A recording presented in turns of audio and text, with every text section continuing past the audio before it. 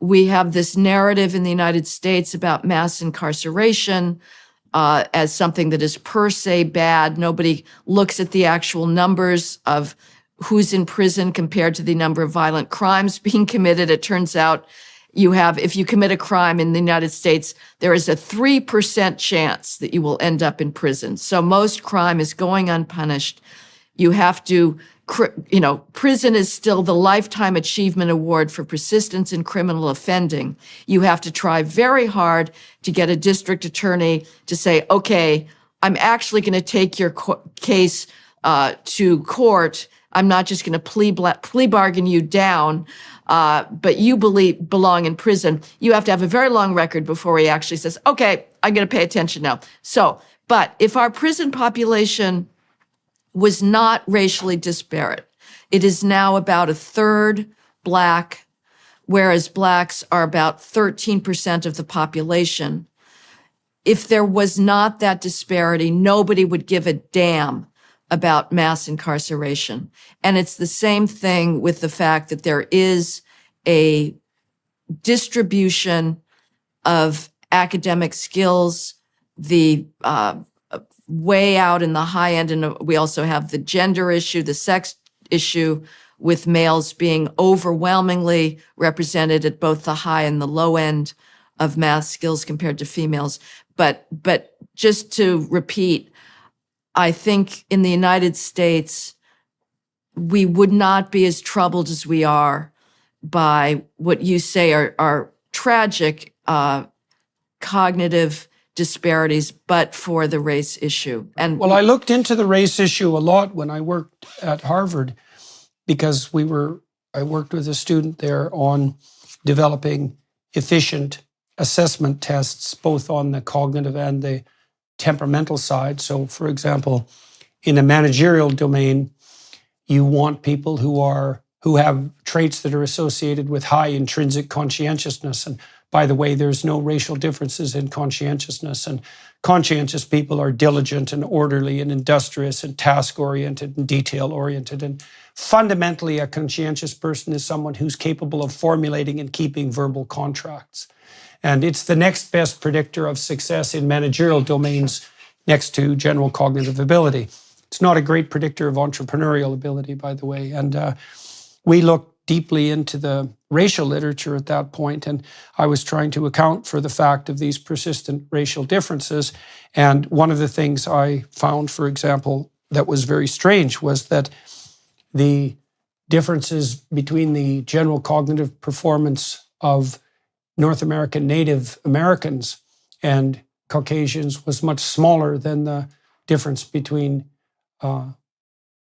performance between the Black population and the Caucasian population. And that's a tough nut to crack, because if you had to find a population that was as historically oppressed in the United States as the Black population, the Native American population would certainly spring to mind.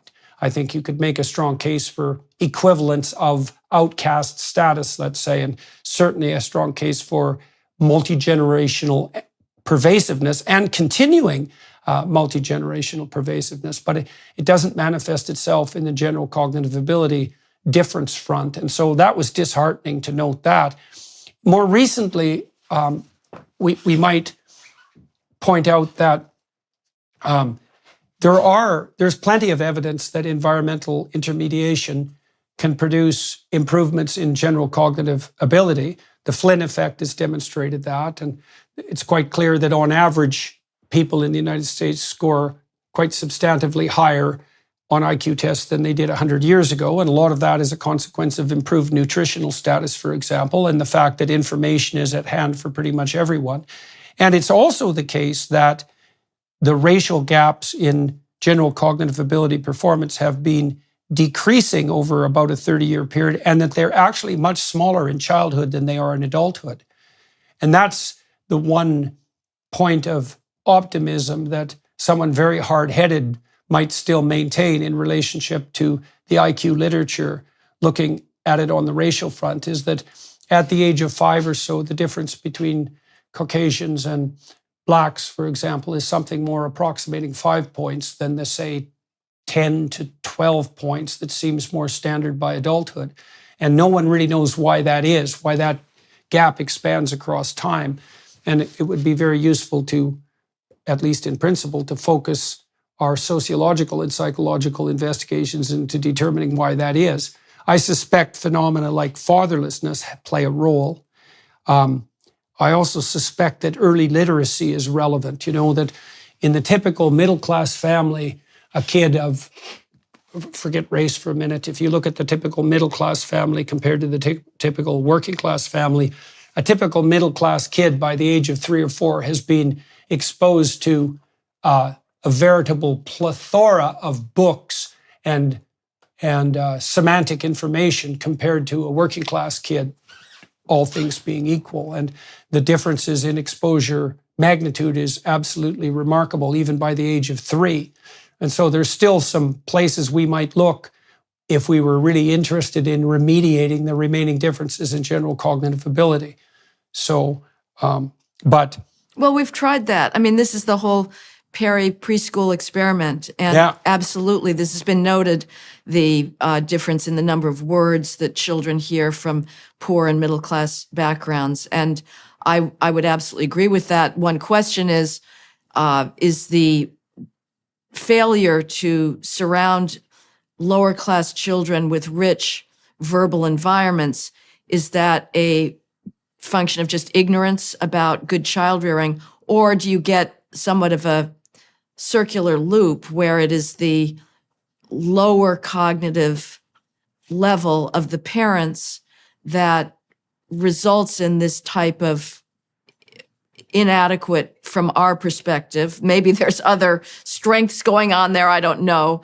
I've got a kind of an Appalachian white trash couple living underneath me in my California apartment, and I can tell you it's an amazing contrast. There really are class differences that are hilariously stereotypical, but these guys live up to it to the T. I mean, everybody in their environment has no teeth, either because of meth or they're just beat each other up too much. But there's clearly, I would not want to be the child of those parents, and they're not married. There's both. I mean, so the best predictor of the IQ of a child is the average IQ of the parents.